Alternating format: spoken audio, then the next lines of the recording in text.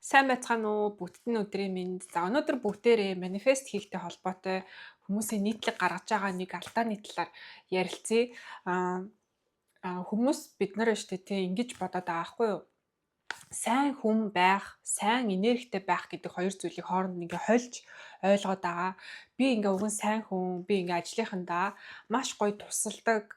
Би одоо өөрөө завгүй байсан ч би цаг гаргаад хүмүүст тусалдаг. Би мөнгөгүй байсан ч боломжоор хүмүүст ингээд мөнгө өгдөг гэдэг ч юм уу те.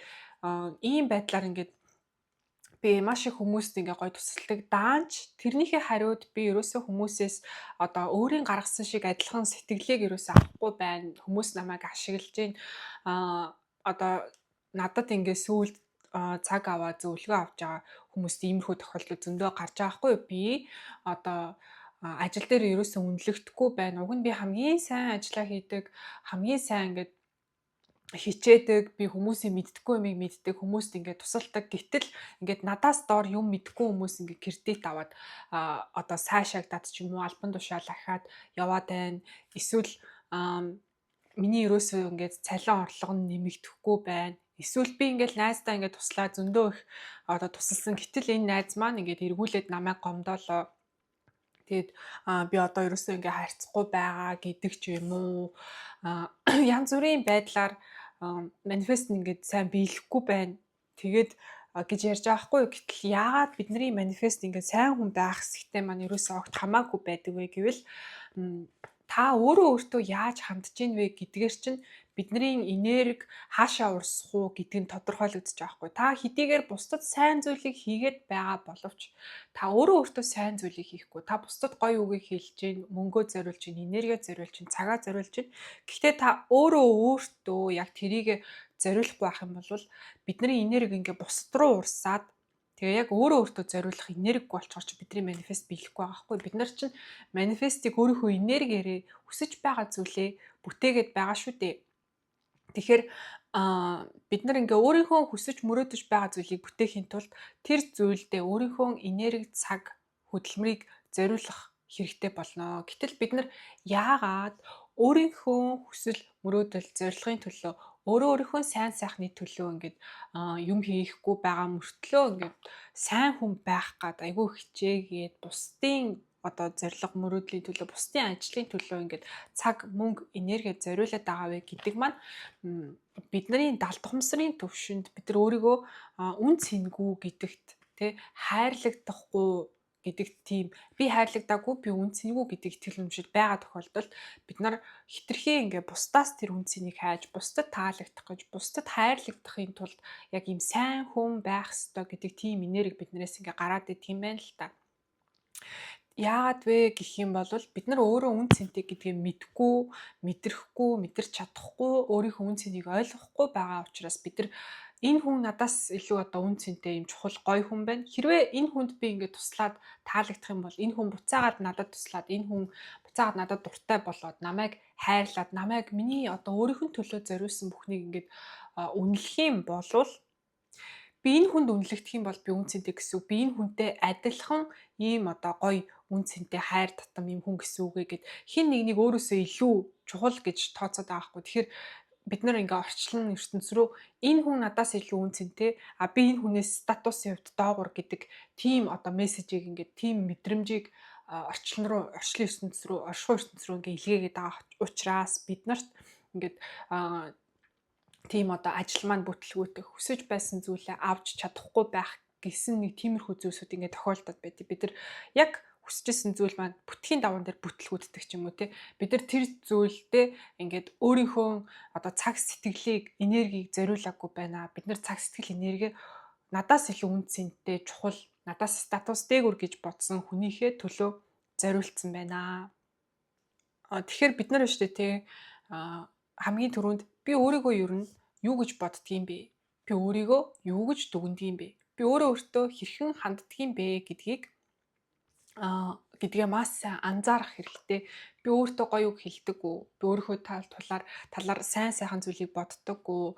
Би өөрийнхөө төлөө үйлдэл хийдэг үү? Би өөртөө цаг, хүч, хөдөлмөр, энерги зориулдаг үү? Би өөртөө мөнгөө зориулдаг үү? Өөртөө ингээд юм авах гэхээр буруутай юм шиг санагдаад хамгийн хямдхныг нь аваад шинэ энэ маус би юм ягааныг нь авмаар байсан. Гэхдээ би зүгээр ягаад ч юм харыг нь авцсан. Нэг тиймэрхүү хүмүүст ингээд тохиолдол байдаг байхгүй. Би тэгээ сүүлд нь ч яг адилхан үнэтэй тэгээ би ягааныг нь авмаар байсан мөртлөө яагаад би харыг нь авчваа гэдэг ч юм уу. Тэр энэ бүхэн маань бидний өөрийгөө үнэлэх, үнэлэмж, өөрийгөө сайн сайхныг хүртэх хэрэгтэй хүссэн зүйлээ би авч болно гэдэг тийм итгэл үнэмшил бидний дотор байхгүй байгаа тохиолдолд эсвэл би одоо хүртэх хэрэггүй, би сайн сайхан зүйлийг авах хэрэггүй, би хүссэн зүйлээ авч болохгүй. Тэгэх юм бол надад одоо жишээ нь яа гэм бусдын шүүмжил ирнэ гэдэг ч юм уу. Надад өмнө нь байсан яг нэг тийм одоо далд тухамсрын тийм буруу итгэл үнэмшил байсан байхгүй юу? Юу вэ гэхээр би өөрийнхөө хүсэж байгаа зүйлийг маш одоо нууц байлгах хэрэгтэй. Би хэд ч тэрийг хэлж болохгүй. Би тэрийг ерөөсөө авч болохгүй. Би тэрийг ерөөсөө бусдад юу хүсэж байгаа, юунд дуртай вэ гэдгийг мэдэгдэж болохгүй. Яагаад гэвэл миний тэр дуртай зүйлийг хэн нэгэн шүүмжилчих юм бол тэр нь намайг шүүмжилж байгаа юм шиг санагдаад тэгээ би тэрэнд нь ингээд миний сэтгэл зүй гэмтээд энэ хүн ингээд намайг шүүмжилчлээ. Ингээд тэр хүнд ингээд гомдот ч юм уу те эсвэл би ингээд өөрийгөө шүүмжлүүлэхээс ингээ хамгаалаад өөрөө хүсэж байгаа юм зүйлийг юусаа авахгүй. Яагаад гэвэл би авчих юм бол намайг энэ зүйлийг хүссэн гэдгийг хин нэгэн хүмүүс мэдчихнэ. Тэгээд миний авсан надад таалагдсан зүйлийг шүүмжлээд наа чи ямар юм бэ, тийм юм бэ гिचх юм бол намайг доромжлоод доош нь хийж байгаа юм санагдаад миний сэтгэл өвдөж учраас би хүсэж байгаа зүйлээ нуух хэрэгтэй гэсэн тийм одоо буруу итгэл үнэмшил надад байсан байхгүй. Тэгээд тэрийгээ би ингээ засаад хүсэж байгаа зүйлээ ингээ авч чаддаг болсны дараа хүн болон өөр зүйлд ингээд дуртай байж болно. Энэ хүн таалагдахгүй байлаа гэд би үн цэнэгүй гэсэн үг биш. Энэ хүн надад хайргүй гэсэн үг биш юм байна гэдгийг ингээд ойлгоод тэгээд ингээд өөрийнхөө далд хумсардаг итгэл үнэмшлийг ингээд гоё засчихж байгаа байхгүй юу? Өөрчлөө тэрнийхээ ачаар би хүссэн зүйлээ өөрийн болгож авч чаддаг. Хүссэн зүйлийнхээ төлөө мөнгөө зориулж чаддаг болж байгаа байхгүй юу? Тэгэхээр бид нар өөрийгөө дотроо яг юу гэж үнэлэн дүгнэдэм бэ? Би өөрийнхөө тухай ямар бодолтой байд юм бэ гэдгийг аягүй сайн анзаарч байгаарэ. Энэ дээр жишээ надад хамгийн сүүл тохиолдсон зүйл юу байсан бэ гэхээр би сүүлийн 14 жил батхтай одоо тэмцэн гэх юм уу яах юм ингээ амар батхтай яваад байсан байхгүй. Тэгээ ерөөсөө ингээд жоохон л гайг болох юм бол буцаал батг гарчдаг. Жоохон л гайг болгоод буцаал батг гарчдаг. Эсвэл ерөөсөө зөвхөн ингээд эрүүн дээр гардаг байж байгаа бол хацран дээр гардаг болол дараа нь духан дээр гардаг болол ингээд нэмэгдэл байдал ингээд жил ирэх тусам дордоол яваад байсан. Тэгээд би ингээд одоо тэр үедээ ингээд батг гарсны дараа те өөртөө дургу хүрээл өөрийгөө толон тарахаар муухай санагдаал сэжиг хүрээл одоо ингээд намайг харж байгаа хүмүүсийн ингээд сэжиг нь хүрж байгаа хүмүүс ингээд намайг нүрээ угаадгүй ариун цэвэр сахихгүй бохир заваан гэж бодож байгаа гэдэг ч юм уу. Тийм муухай хүмүүсийг би ингээ өөртөө хилээд байсан байгаа байхгүй юу? Яг өөрөө тэрийг ерөөсөө анзаарахгүй яг үний юм шиг бодцсон. Тэгээ би өөрийгөө ингээ анзаараад би чи юу нөөртөө айгу ширүү хандаад байгаа юм биш үү? Би чи өөрийгөө ингээ нөхцөлтэйгээр хайрлаад байгаа юм биш үү? Би батгахгүй бол өөрийгөө хайрлна. Өөрийгөө хайрлна, өөртөө гоё үг хэлнэ. Өөрийгөө сайшаана. Батхтай ах юм бол би хайрлахгүй өөрийгөө дорд үзэж доромжлно гэдэг чинь би өөрийгөө нөхцөлтэйгээр хайрлаад байгаа байхгүй. Тэгээ би заа болио би ингээд өөрийгөө батхтай нь хамт хайрлая гэд. Тэгээ би ингээд өөрийгөө батхтай нь хамт хайрлаад нүүртэйгээ ингээд маш гоё зөөлөн харцаа. Би батхтай байхдаа ингээд нөгөө батхандаа ингээд уур хүрээл дургу хүрээл нүрээс амар ширүү угаагаал ингээд амар хитрхи их цэвэрлэгээ гэл өглөө тосон цэвэрлэгч хөөсөн цэвэрлэгч орой дахиад тосон цэвэрлэгч хөөсөн цэвэрлэгч өдөрт 2 удаа давхар цэвэрлэгээ гэдээ харч ингээ миний арьсны өнгөн давхарга нь хүртэл гимтээд тэрнээсээ болоод батг гараад байгаа байсан юм л та. Гэтэл би тэрийг юусоо ойлгохгүй ингээл миний арьсэл тэнийг санагдал миний арьсэл арчаагүй санагдаад гэтэл би өөртөө хитрхи хатуу хитрхи шүүмжлэлтэй хандаж байсан учраас надад би өөрийнхөө арьсыг гимтээгээд өөрийнхөө сэтгэлийг гимтээгээд тэгээ надад батг гараад байсан байхгүй. Тэгээ би өөртөөгөө маш гоё зөөлөн хандаж эхлээд би нүрээ ингээд маш гоё зөөлөн угаад зөөлөн тийм одоо хитрхи хүчтэй биш тийм зөөлөн арьсны өнгөн давхаргыг ингэж гоё нөхөн төлжүүлдэг зөөлөн бүтээгдэхүүнүүдийг хэрэглээд байсан чинь миний арьс зүгээр болоод би ямар ч батгахгүй болоо тэгээд ерөөсөө би чинь батгахгүй гоё л арьстай хүн байсан юм биш үү. Би л өөртөөгөө айгүй муухай ширүү харьцаж байсан өөрийгөө муухайгаар бодож байсан учраас л надад батг гараад байсан юм биш гэдгийг ойлгож байгаа байхгүй юу. Яг энэ шиг би амьдралынхаа өөр бусад талбар дээр яаж өөртөө ингэж одоо муухай хандсныхаа төлөө би муухай зүйлсүүдийг ингээ манифест хийжсэн бол над руу чиглэсэн өөрийнхөө тухай бодол маань юм сөрөг энергитэй байхаар чинь над дээр ингээл батг гараад ингээд муухай байгаад тах нь аргагүй байгаа байхгүй юу. Тэгэхээр Энэ бүхэн бол ингээд би өөрийнхөө далд тухамсартай ажиллаж сурсны одоо ингээд үр дүн байгаа байхгүй юу. Тэгэхээр та хэд маань бүх гоё цаг, энерги, хүчээ өөрөө өөртөө зориулаа. Та хитрхи ингээд сайн хүн байх гад хичээгээд байгаа маань ямар учир шалтгаантай юм бэ? Би хайрлагдах гээд байгаа юм уу гэдгээ ингээд айгүй гоё анзаараарай. Тэгээ би энэ тал дээр надаас зөвлөгөө авч байгаа хүмүүст би юу гэж хэлдэг вэ гэхээр хайр гэдэг болвол шүү дээ тий. Зөвхөн хайрлсан хүн л хайрыг мэдэрдэг юм аа. Хайрлсан хүн л хайрыг хүртдэг юм аа. Тэрнээс та өөрийгөө хайрлах юм бол та өөрийнхөө л хайрыг хүртэнэ. Хэн ч таныг одоо яаж хайрлсан бай? Та өөрөө өөртөө хайртай биш бол тэр хайрыг ерөөсөө хүртэж хүлээн авч өөрөө өөрийнхөө тэр хайранд талархаж чадахгүй.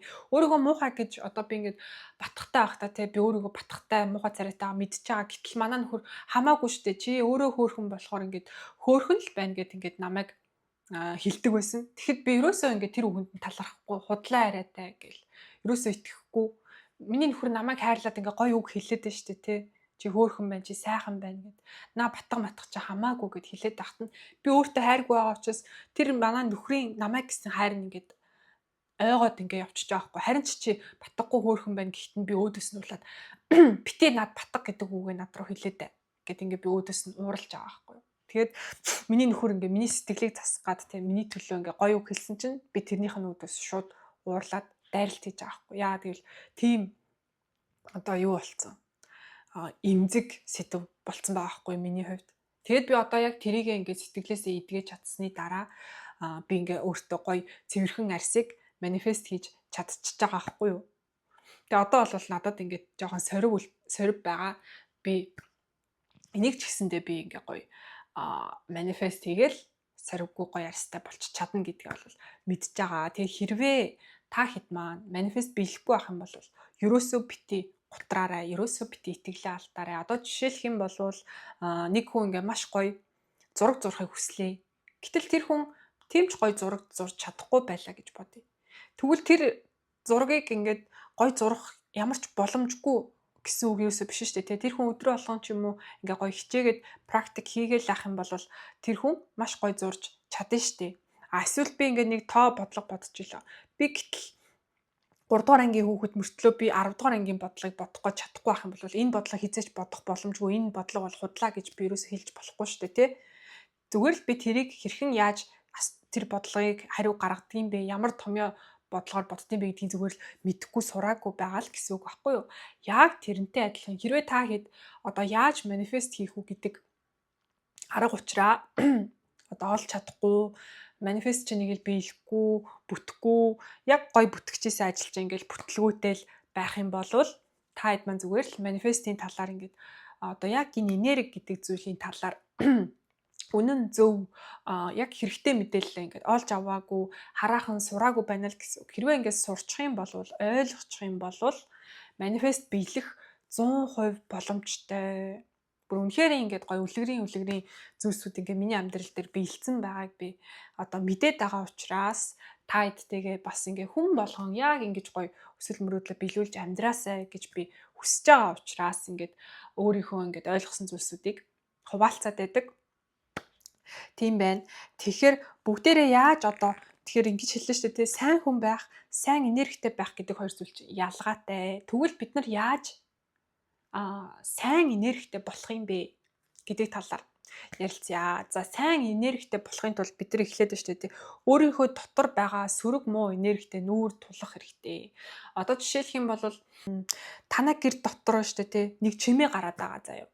Юу ч юм бүү мэд ямар нэгэн чимээ гараад ингээ шүн унтуулахгүй байгаа гэж бодъё. Тэгвэл тэр чимээ яг хаанаас гараад байгаа юм бэ гэдгийг нь олж мэдээд тэрийг ингээд дурхаа болоод эсвэл гэрээсээ бүр аваад гаргаад явуулж ич танаа гэр гой намгүй мамар амгалан болно шүү дээ, тий. Яг тэрэн шиг таныг одоо ингээд гой манифестэ биелэхт чинь саад болоод байгаа ямар юм сөрөг ихтгэл үнэмшил байгаа юм бэ гэдгийг та бүхэн маань ингээд олж хараад тэрнтэйгээ ингээд нүүр тулаад тулж иж тэрийг өөрөөсөө ингэж эдгэж тэр ихтгэл үнэмшлээ өөрчилж иж та хэд маань ингээд сайн сайхан амьдралаа бүтээж эхэлж чаднаа. Хэрвээ ингээд муухай бодол, муухай сөрөг бодол ингээд байгаа л ах юм бол бидрээс сөрөг энерги гарсаар л байх болно. Сөрөг мэдрэмжийг мэдэрсээр л байх болно. Сөрөг мэдрэмжийг мэдрээд байвал бид нар орчлон ертөнц рүү ингээд сөрөг давтамжийг ингээд илгээгээд орчлон ертөнц бид нарт ингээд бидний амьдрал дээр ингээд сөрөг зүйлсүүд тохиолдоод ажил төрөл маань бүтэхгүй, манифест маань биелэхгүй байгаад байх нь шүү дээ. Тийм болохоор бид нар энэ одоо яаж ийм одоо сайн сайхан энергитэй болох вэ гэхээр эхлээд бид нар юу маань болохгүй байна. Би өөрийгөө юу гэж бодоод байна? Амьдралыг юу гэж бодоод байна? Би юунд уурлаад, гониглаад, гутраад ичээд эсвэл одоо ям тийм сөрөг мэдрэмжүүдийг би юун дээр мэдрээд байна вэ гэдгээ маш сайн анзаараад тэр итгэл үнэмшлээ ингээд дотроосоо өөрчилж байх хэрэгтэй. Түүний нэг арга нь бол уйлах байдаг. Бид нар штэ тий ингээд бид нар сөрөг мэдрэмжээс ингээд цухтаагаад байдаг байхгүй юу? Сөрөг мэдрэмж мэдрэх гээд эренгуут ингээд шууд утсаа үзэл. Эсвэл ажиллаа хийгээл, эсвэл ингээд юм мэдээл, эсвэл хүнтэй уулзаад ч юм уу тий. Ерөөсөө ингээд тэр сөрөг мэдрэмжүүдээсээ цухтаагаад одоо өөрийгөө арчаагүй байна, тэнэг байна, дорой байна, өөрийгөө хайрлахгүй байна, хинч намайг хайрлахгүй байна гэдэг тэр сөрөг ингээд бодол ингээд толгойд нь орж ирэх гингүүт л газ уцаа аваад өөрийгөө сатааруулаад эсвэл ингээд кино үзээл, юм мэдээл, хүнтэй ингээд уулзаал ингээд өөрийгөө завгүй байлгаад ингээд сатааруулаад тэр мэдрэмжээсээ ингээд цухтаагаад байдаг. Яг үнэхээр чин сэтгэлээсээ тэр мэдрэмжээ ингээд мэдрээд дотроо төрүүлээд би яг юунаас болоод ийм мэдрэмжийг аваад байгаа юм бэ? Би яагаад өнөөдөр өөрийгөө арчаагүй тэнэг гэж бодчихвоо? Өөрийгөө ингээ анзаараа тэгээд тэр бүх арчаагүй тэнэг муухай гэсэн өөрийнхөө талаар амьдралынхаа талаар сөрөг итгэл үнэмшлүүдээ ингээ бодонгууд цаанаасаа гуниглаад ингээ уйлдаг байхгүй юу? Тэр уйлж байгаа нулимстай маань хамтдаа бидний тэр сөрөг одоо мэдрэмж маань сөрөг итгэл үнэмшил маань ингээ бидрээс багаар ингээ чөлөөлөгдөж идэг байхгүй юу? Яад гэвэл вэ штэ тий. Бид нар альва мэдрэмжийг бүгдийг нь дааврын нөлөөтэйгээр мэдэрч байдаг. Тэгэхээр нэг юм одоо Японы эрдэмтэн Масаро Эмото гэдэг хүн байдаг байхгүй юу? Тэр эрдэмтэн ингэсэн усан дээр хийсэн туршилт байсан. Тэгээд ус бол мэдээллийг хадгалах чадвартай юм байна гэдгийг олж мэдсэн. Усыг ингээ барьж агаад би чам тайртай, чи бол ингээ үнэхээр гоё гэх тийм эерэг үгнүүдийг хэлээ хөлдөөсөн чинь маш гоё тийм тэгш хэмтэй талстууд үүсэж исэн. Харин муухай үг хэлээд би чам тайраггүй, чи муухай, би чамайг үзий ядчихээн гэж хэлээд тэр усыг хөлдөөсөн чинь ямар ч тийм тэгш хэм байхгүй, тийм муухай юм талстууд үүсчихсэн байхгүй. Эсвэл ингээд усан дээр зураг наагаад тий зарцааны зураг, хүний зураг, хөгжмөний зураг ингээд наагаад хэсэг хугацааны дараа тэгээд зураг аваад усыг нь хөлдөөсөн чинь тэр усны хөлдсөн тэр одоо зарцсан хэлбэр нь яг тэр зарцаа хүн хөгжмөнийхөө хэлбрээр ингэж талст үүсгэсэн байсан. Маш сонирхолтой байгаа. Эсвэл ингээ хүний баярын нулимсыг хөлдөөсөн чинь маш үзэсгэлэнтэй талст тэгш хэмтэй. Гашуудлынхын нулимсыг ингээд хөлдөөсөн чинь ямар ч тэгш хэм байхгүй юм эвдэрхий тийм талстууд үүсэж исэн гэдэг ч юм уу. Тэгэхээр бидний нулимс гэдэг чинь өөрөө юм ус шүү дээ. Тэг бидний биений 70% нь ус байдаг гэдгийг бид нар бүгдээрээ мэдчихэж байгаа шүү дээ, тий. Тэгэхээр бидний биеийн 70% дахь ус чинь бидний одоо мэдрэмж юу бодож мэдэрч байгаа тэр бүх мэдээллийг ингээ өөртөө хадгалаад байж идэг. Тэгээд бид нар альва мэдрэмжийг яагаад мэдэрч байгаа вэ гэвэл бид нарт тэр тухайн мэдрэмжийг төрүүлэх даавар ялгарч байгаа учраас л мэдэрч байгаа. Хэрвээ тэр даавар ялгархгүй байх юм бол бид нар тэр мэдрэмжийг одоо юу ч тохиолдож исэн тэр мэдрэмж нь бидэрт мэдрэгдэхгүй. Жишээлх юм бол би ингээл хоол идчихлээ. Надад цадсан гэдэг мэдрэмжийн даавар ялгархгүй л бол би 5 анги хоол идсэн ч би цадсан мэдрэмжийг авахгүй байхгүй. Өөрийгөө цадаагүй гэж бодно. Эсвэл би намын тархинд өлсөж гин гэдэг даавар ялгархгүй л бол би 5 хоног хоолгүй явсан ч би өлсгүй яваа л байна. Яг тэр шиг надад ингээд сөрөг одоо мэдрэмжийн тийм кортизол, адреналин юу гэдэг нөө эпинефрин гээ янз бүрийн тийм дааврууд надаас хэрвээ ялгархгүй байх юм бол би ерөөсөө тийм сөрөг мэдрэмжийг мэдрэхгүй. Эсвэл надад тэр окситоцин, серотонин гэдэг ийм сайн сайхан хайрын даавар ялгарсан учраас л би тэрийг мэдэрч байгаа. Хэрвээ хүн намайг 1000 хайрлаад надад ингээ гоё бэлэг авч өгөөд тэгсэн ч надад тэр даавар ялгархгүй л ах юм бол би тэр хүнд ерөөсөө баярлахгүй, тэр хүнд ерөөсөө хайр талархал төрөхгүй. Тийм учраас энэ бүх зүйл чинь дааврын мэдрэмж гэдэг чинь өөрөө дааврын нөлөөтэй байдаг. Тэгэхээр тэр даавар ялгараад бидний биений цуснд ингээд цусаар ингээд гүүгээд бид тэр мэдрэмжийг мэдрээд миний ингээ биений усанд маань ингээ тэр даавар шингэчихэж байгаа байхгүй. Хэрвээ би ингээ уйлчих юм бол тэр даавар миний нулимстай хамт ингээд нулимсаар маань ингээд ялгаран гараад миний биеийг орхиод явчихж байгаа байхгүй юу? Хэрвээ та нар ингээ бүр амар олон хоног дараалаад ингээд хэцүү мэдрэмжтэйгээр ингээ уйлж үтсэн бол мэдэж магадгүй. Уйлсны дараа арьс нэх гоё болчтой ш толгор. Тэр чин би ингээд өөрийнхөө биеэс хортой дааврыг ингээ гаргачихж байгаа болохоор ингээд миний бие ингээ гоё болоод сэтгэл хөнгөрөөд тэг ингээд маргааш ингээд үдсэнгуут ингээ арьс нэх гоё болсон гэдэг ш. Тэгээ би ингээ үнэхээр би нэг өдөр ингээ бүр 3 4 хоног ингээ дарааллаад бүр амар уйлсан байхгүй юу? Амар уйлсан. Ингээд гомдоод ч юм уу гуниглаад ч үлээ юу тохиолсон санахгүй. Яач гэсэн би 3 4 өдөр болгоо ингээд амар их уйлсан байхгүй. Тэгсэн чинь л миний арьс ингээд гоё яваад ахыг би ингээд анзаараад тэгэл нэрээ ингээд уйлахаар одоо арьс гоё болоод идэм бах та гэж бодоод дараа нь нэг удаа албаар юм гунигтай кино үзэж байгаад баахан уйлсан байхгүй.